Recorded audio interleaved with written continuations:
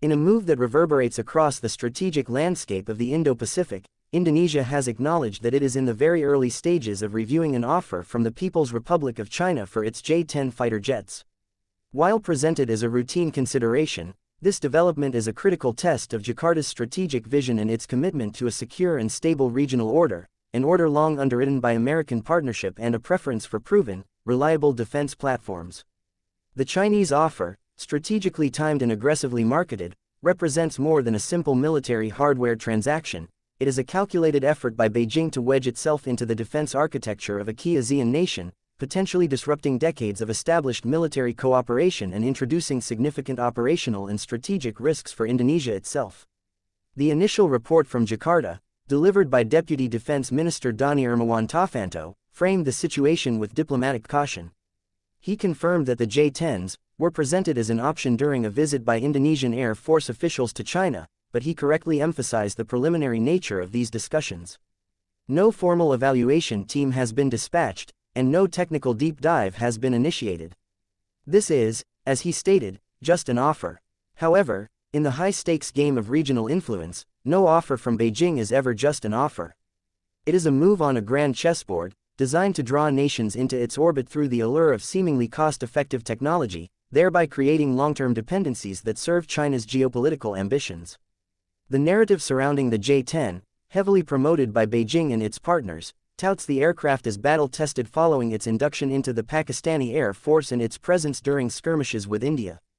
This claim, however, warrants intense scrutiny from a professional military perspective.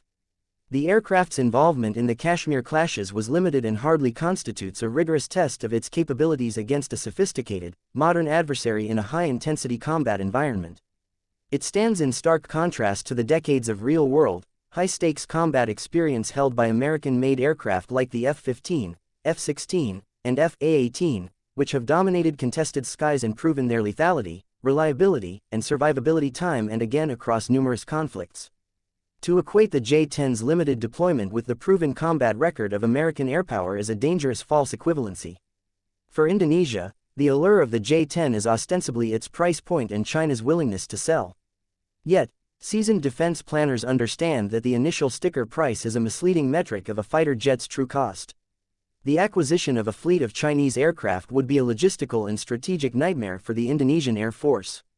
It would introduce a completely alien platform into an already complex and diverse inventory. Indonesia is commendably moving forward with the acquisition of the French Rafale and remains a partner in South Korea's KF-21 program. These systems, while from different nations, are built upon a foundation of Western design philosophy, avionics, and operational doctrine, allowing for a degree of integration. The J-10, on the other hand, operates on a completely different technological and doctrinal wavelength.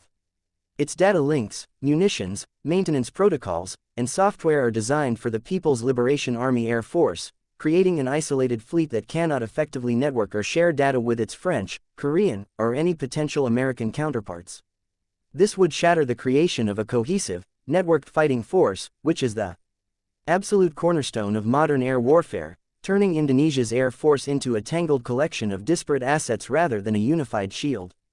This leads to the far more compelling and strategically sound path that Indonesia has been wisely exploring under the leadership of President Prabowo Subianto, a distinguished former general who possesses a deep and intuitive understanding of genuine military capability. Recent reports have confirmed that President Prabowo has directed his defense officials to revive and seriously consider the acquisition of the legendary F-15EX Eagle II from Boeing. This is not merely an alternative, it is the gold standard. Choosing the F-15X is not just buying an aircraft, it is buying into an entire ecosystem of unparalleled air dominance.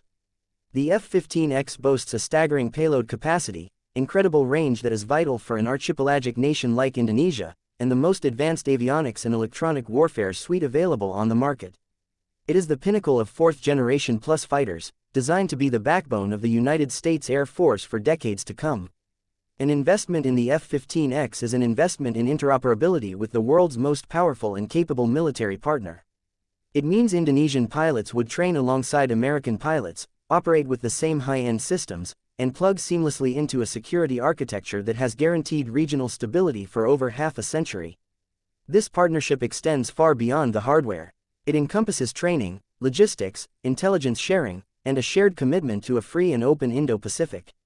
It is a relationship built on mutual respect and shared values, a stark contrast to the transactional and often predatory nature of Beijing's dealings, where economic and military aid often comes with hidden strings and political concessions.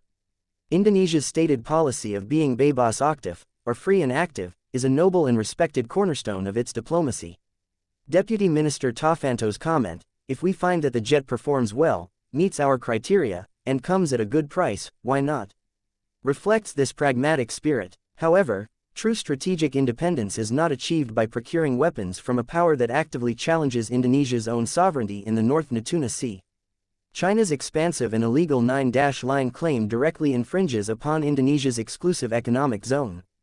To purchase frontline military equipment from a nation that is simultaneously the primary threat to one's own maritime territory is a profound strategic contradiction. It risks sending a signal of acquiescence and weakness when a message of strength and resolve is required. Ultimately, this moment presents Indonesia with a clear choice. One path, offered by China, is a seemingly inexpensive, short-term solution that promises to create long-term strategic vulnerabilities, logistical chaos, and a dangerous dependency on a regional hegemon with conflicting interests. The other path, represented by superior American platforms like the F-15X, is a long-term strategic investment in true capability, security, and sovereignty. It solidifies a partnership with a nation that respects international law and has consistently acted as a guarantor of stability. For a nation as vital and influential as Indonesia, the choice should be clear. The path to a modern, powerful, and respected military lies not in risky bargains with revisionist powers, but in embracing the proven, reliable, and overwhelmingly capable systems offered by its steadfast partners, ensuring that Indonesia remains a beacon of strength and independence in the heart of the Indo-Pacific for generations to come.